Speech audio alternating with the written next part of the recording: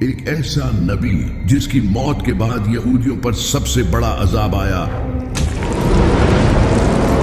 ایسا نبی جسے اللہ نے قرآن میں اپنی روح کہا ہے، جس کے نام پر دنیا کا سب سے بڑا مذہب قائم ہوا، ایک ایسا نبی جسے ایسے معجزے دیے گئے تھے جو کسی اور نبی کو نہیں دیے گئے، ایسا نبی جسے آسمانوں پر اٹھا لیا گیا اور ایک خاص وقت پر دوبارہ اس دنیا میں واپس بھیجا جائے گا۔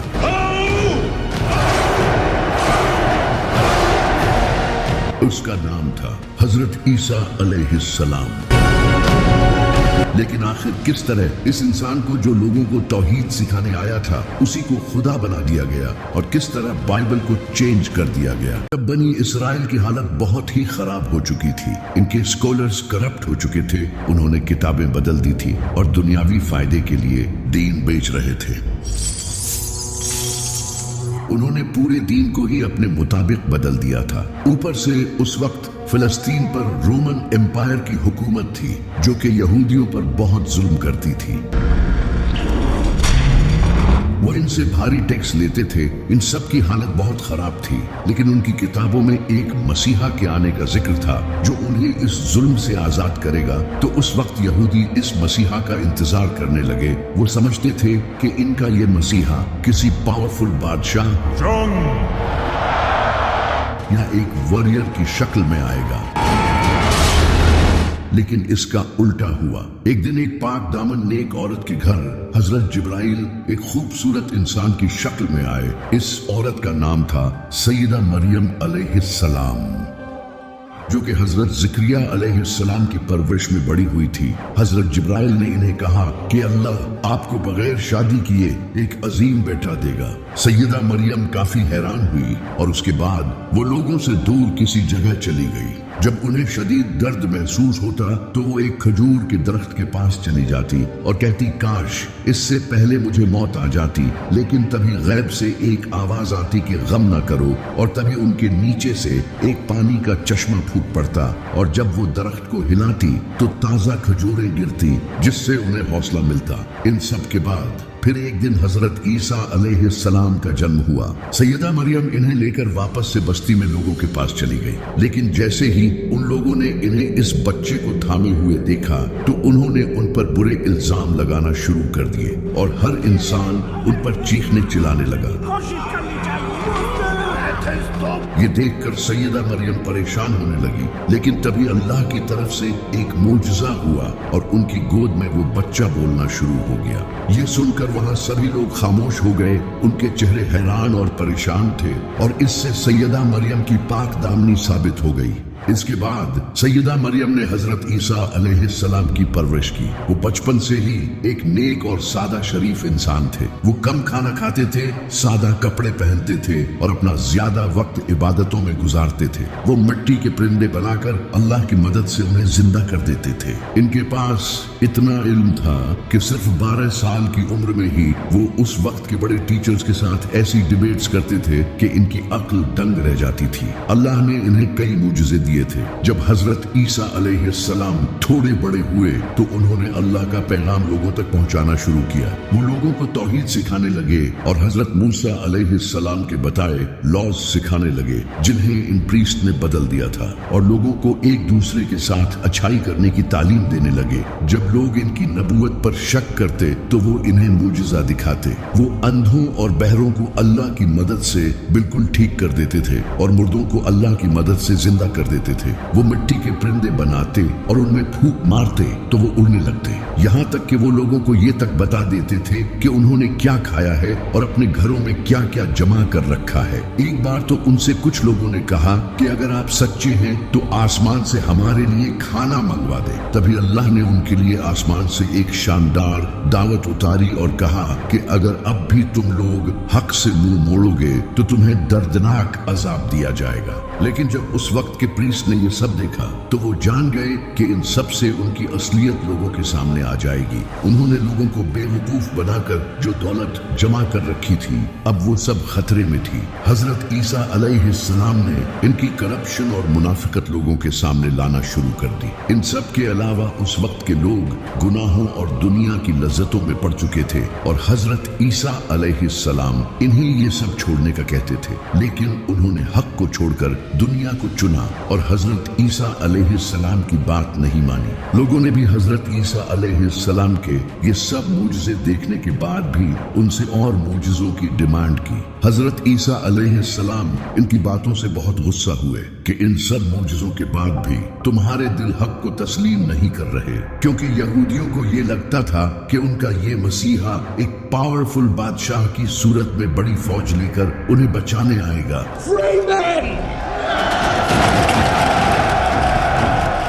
जबकि हजरत ईसा अलैहिस्सलाम उनकी तरह ही एक आम इंसान थे, बल्कि वो तो और भी ज्यादा सादा जिंदगी गुजारते थे। उस वक्त फिलिस्तीन भी रोमन एम्पायर के अंडर था। जब रोमन एम्पायर के बादशाह ने ये देखा कि एक इंसान लोगों को इन्फ्लुएंस कर रहा है और लोग इसे फॉलो कर रहे हैं, तो ये उनकी हुकूमत के लिए भी एक बड़ा खतरा था। इसी का फायदा उठाकर कई यहूदी प्रीस्ट रोमन एम्पायर के पास गए और उन्हें हजरत ईसा अलैहिस्सलाम के खिलाफ उकसाया और कहा ये इंसान बादशाह बनना चाहता है और इसीलिए ये सब कर रहा है। इसके बाद उन प्रीस्ट ने रोमन बादशाह के साथ मिलकर हजरत ईसा अलैहिस्सलाम को कत्ल करने का प्लान बनाया। इसी दौरान हजरत ईसा अलैहिस्सलाम अपने सहाबा के साथ खाना खा रहे थे। तभी उन्होंने उनसे कहा कि तुम में से कोई एक इंसान मुझे धोखा देगा, और फिर ऐसा ही हुआ। इन्हीं में से एक इंसान कुछ पैसों के बदले फौजियों को उनके बाग ले आया और इसी पॉइंट पर अल्लाह ने हजरत ईसा अलैहिस्सलाम को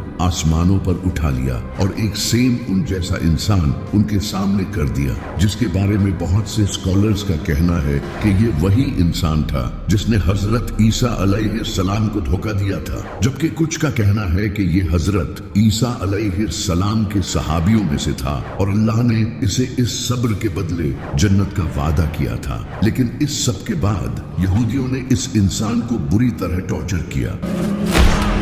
उसे बाजार में जख्मी हालत में घुमाया और उसे गालियां दी और उसके ऊपर एक लकड़ी का बना क्रॉस लाद दिया। इसके बाद उस क्रॉस पर उसके हाथ और पांव में कीलें ठोक दी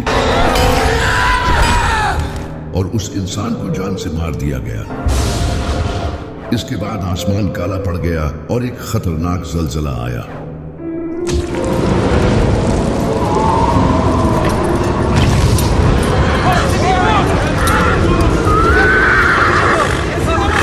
ये उन लोगों के लिए एक निशानी थी आने वाले अजाब की। लेकिन हजरत ईसा अलैहिस्सलाम को एक खास वक्त के लिए आसमानों पर उठा लिया गया है। अब वो दज्जाल का मुकाबला करने आएंगे, जिस पर हमने एक प्रॉपर वीडियो बनाई है। इस इंसान की मौत के बाद इनके साथियों के दरमियान डिस्कशन होने लग गई। इनके कुछ सहाबा ये मानते थे कि अल्लाह ने हजरत ईसा अलैहिस्सलाम को आसमानों पर उठा लिया है, जबकि कुछ का कहना था कि वो मर चुके हैं, जबकि कुछ का कहना था कि वो वापस आएंगे। इस तरह हजरत ईसा अलैहिस्सलाम के बारे में कहानियां फैलने लगी। एक फिरका हजरत ईसा अलैहिस्सलाम को अल्लाह का नबी मानता था, जबकि दूसरा फिरका इन्हें शहीद मानता था और तीसरे फिरके ने इन्हें अल्लाह का बेटा बना दिया। इस वक्त तक बाइबल एक बुक की फॉर्म में नहीं आई थी। लोगों को हजरत ईसा अलैहिस्सलाम की टीचिंग जुबानी याद थी और कुरान भी बिल्कुल ऐसे ही नाजिल हुआ था। आप सल्लल्लाहु अलैहि वसल्लम की वफात के कई साल बाद जाकर कुरान एक बुक की शक्ल में आया था।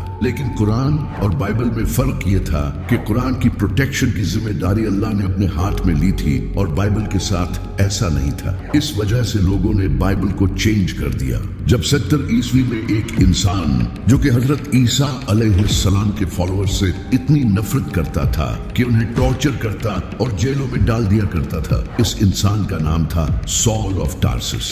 इसने काफी टाइम तक हजरत ईसा अलैहिस्सलाम के फॉलोअर्स को टॉर्चर किया, क्योंकि हजरत ईसा अलैहिस्सलाम के ये फॉलोअर्स एक अल्लाह की इबादत करते थे और इन रोमन के झूठे खुदाओं की पूजा नहीं करते थे। इस वजह से हजरत ईसा अलैहिस्सलाम के इन फॉलोअर्स ने बहुत जुल्म सहा। लेकिन फिर एक दिन इसने क्लेम किया कि इसने ख्वाब में हजरत ईसा अलैहिस्सलाम को देखा है, जबकि इसने अपनी लाइफ में कभी हजरत ईसा अलैहिस्सलाम को देखा ही नहीं था। इसके बाद इसने अपना नाम चेंज करके पॉल द अपोस्टल रख लिया। इसने लोगों को ये बताना शुरू किया कि हजरत ईसा अलैहिस्सलाम कोई नबी नहीं बल्कि खुदा के बेटे थे। इसने ये आइडिया ग्रीक्स और रोमन्स से लिया था, जिनके झूठे खुदाओं के बेटे भी हुआ करते थे, जैसे हेराक्लस।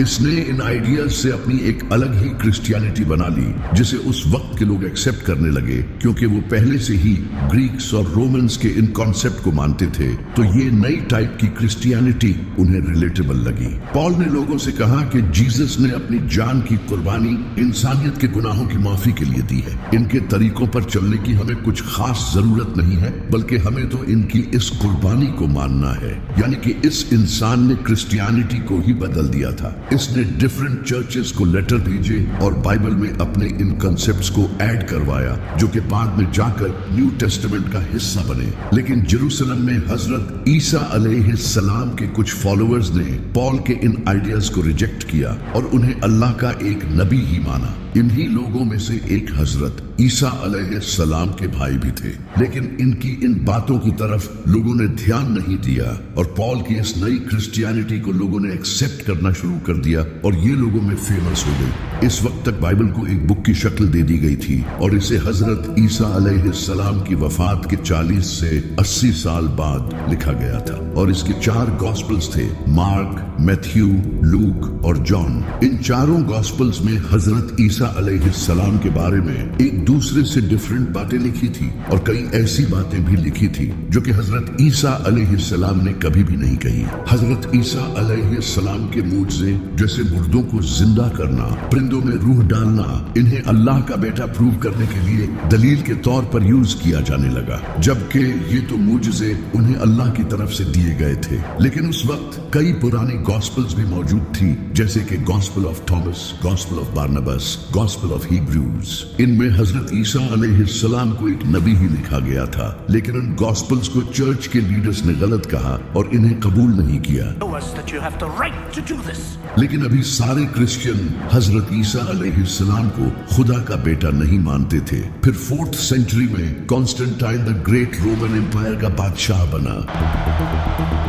इस वक्त इसकी पूरी एम्पायर पॉलिटिक्स, जंग और रिलीजन की वजह से आपस में ही डिवाइड हो चुकी थी। तो इसने अपनी पूरी एम्पायर को यूनाइट करने के लिए लोगों को आजादी दे दी कि वो अपने रिलीजन को ओपनली फॉलो कर सकते हैं। ये पहली बार हुआ था कि क्रिश्चियनिटी भी एक रिलीजन बन चुकी थी जिसे लोग आजादी से फॉलो कर सकते थे। इससे पहले लोग क्रिश्चियंस पर जुल्म करते थे और इनके रिलीजन के भी खिलाफ थे। इस वक्त क्रिश्चियनिटी के 2 फिरके थे, एक जो हजरत ईसा अलैहिस्सलाम को नबी मानते थे, दूसरे जो इन्हें खुदा का बेटा मानते थे। इन्हीं फिरके में से एक इंसान खड़ा हुआ जिसका नाम था एरियस, जो कि लोगों को बताने लगा कि हजरत ईसा अलैहिस्सलाम अल्लाह के नबी थे, न कि उनके बेटे। इनकी बातों को कई लोगों का सपोर्ट भी मिला, लेकिन उस वक्त के चर्च के लीडर्स ने इसकी सख्त मुखालफत की, जो कि हजरत ईसा अलैहिस्सलाम को खुदा का बेटा मानते थे। इससे पूरी एम्पायर में कॉन्फ्लिक्ट पैदा हुआ और लोग एक दूसरे की मुखालफत करने लगे। जब कॉन्स्टेंटीन को यह पता चला तो इसने इस इश्यू को फौरन हल करने का सोचा,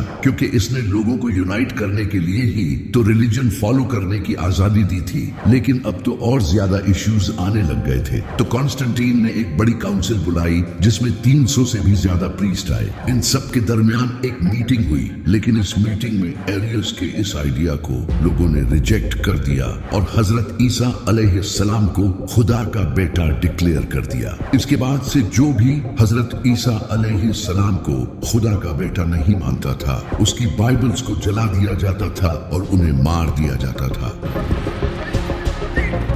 इससे पूरी एम्पायर में एक ही क्रिश्चियनिटी कायम हुई, वो जो हजरत ईसा अलैहिस्सलाम को खुदा का बेटा मानते थे, ताकि लोगों के दरमियान इख्तिलाफ न हो। इस वक्त तक बाइबल के कई वर्जन्स मौजूद थे और लोग इन डिफरेंट वर्जन्स को पढ़ते थे, लेकिन चर्च को कोई एक बाइबल चाहिए थी। तो चर्च की काउंसिल ने 27 मुख्तलिफ बाइबल्स के वर्जन सिलेक्ट किए, जिनमें हजरत ईसा अलैहिस्सलाम को खुदा का बेटा बताया गया था और बाकी सारे वर्जन्स को जला दिया। इसी वजह से आज बाइबल के कुछ ही पुराने वर्जन्स हैं जिनमें हजरत ईसा अलैहिस्सलाम को एक नबी बताया गया है। फिर जब बाइबल को लैटिन में ट्रांसलेट किया गया तो बाइबल का वो वर्जन रोमन कैथोलिक चर्च में ऑफिशियल डिक्लेयर कर दिया गया और इस तरह वो बाइबल पूरी दुनिया में फैल गई। फिर जब नबी सल्लल्लाहु अलैहि वसल्लम ने ऐलान नबूवत किया और लोगों को पता चलने लगा कि मक्का में एक नबी आए हैं, तो नजरान के कुछ क्रिश्चियन प्रीस्ट नबी सल्लल्लाहु अलैहि वसल्लम के पास आए।